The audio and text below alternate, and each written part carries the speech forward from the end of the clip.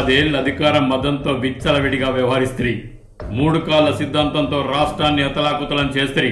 ప్రాజెక్టులు కడితిరి, ఇంజనీర్ల మాట పెడచెవిన పెడితిరి. బంగారు తెలంగాణ చేస్తామని బంగారు కుటుంబం చేసుకుంటిరి.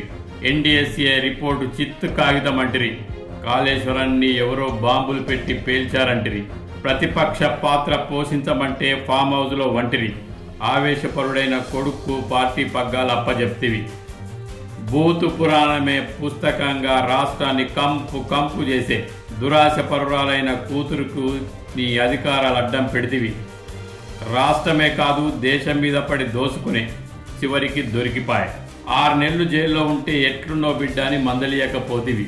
అంతా నాకే తెలుసంటివి. అసెంబ్లీకి రాకపోతివి.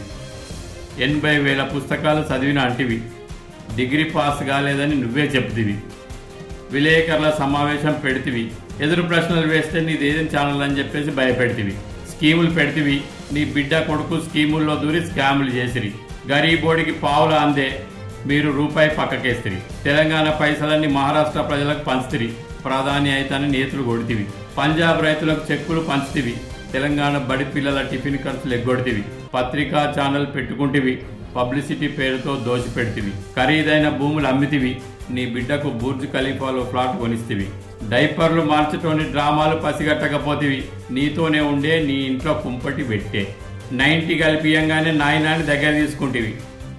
రాష్ట్ర సంపదను దేశం దాటించదాకా నీకే తెలియకపాయ. ఇన్ని లక్షలాలున్న నువ్వు జాతిపిత అంటివి. నువ్వో జాతిపిత, నీ కొడుకు రాష్ట్రపిత, నీ బిడ్డ లోకమాత. మరి తెలంగాణ ప్రజలంతా ఎవరు?